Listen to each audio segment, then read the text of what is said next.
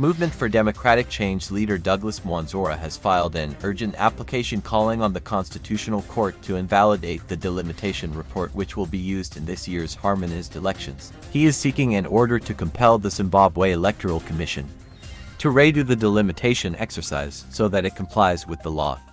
The application also seeks to delay the proclamation of election dates until a lawful and valid delimitation report has been tabled. Zimbabwe has not announced an election date yet, but it should hold the next elections before the 26th of August this year.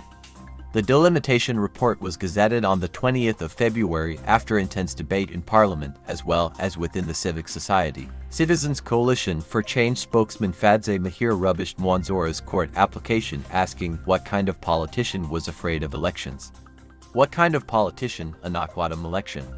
She asked. Hopewell Chinono said this was the work of ZANU-PF because it was terrified of the presidential elections. I have told Zimbabweans that ZANU is terrified of the presidential election, he tweeted. Mwonzora is a tortoise on a lamppost. How did it get there? Someone has put it there with the hope of abusing the judiciary system once more with predetermined cases. These guys are not smart. President Emerson Mnangagwa's spokesman George Sharamba said this was Mwonzora's way to delay elections. This is at Mwonzora trying to pull a at Mawarire.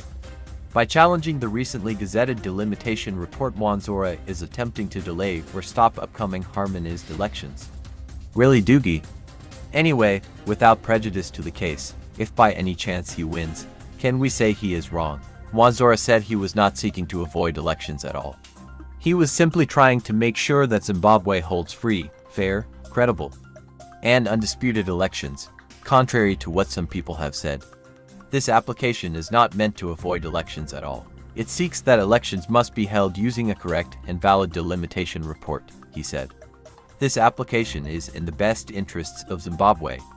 It is in the best interests of our great nation that for once we hold truly free, fair, credible, and undisputed elections. This will unlock unfathomable and vast fortunes for our country and its people. Mwonzora got the support of exiled politician Jonathan Moyo, who described the application as a bold move. The Concord move by Senator at Mwonzora is not only bold, but it is also notably his first major public intervention as an opposition leader, with far-reaching implications on the conduct of elections, the interpretation of electoral law, and praxis politics in Zimbabwe. Moyo said, in a predictable reaction to Mwonzora's court applications, at CCCZIMBABWE's at Advocate Mahir rhetorically quipped, what kind of politician is afraid of election? It is infantile to say challenging a #ZC wrong in the Concord is electoral fear. Senator at Mwonzora should be commended for doing the minimum expected of an opposition leader. It's in the national interest that the legality of Atsechim's final delimitation report is tested in the Concord before the August polls.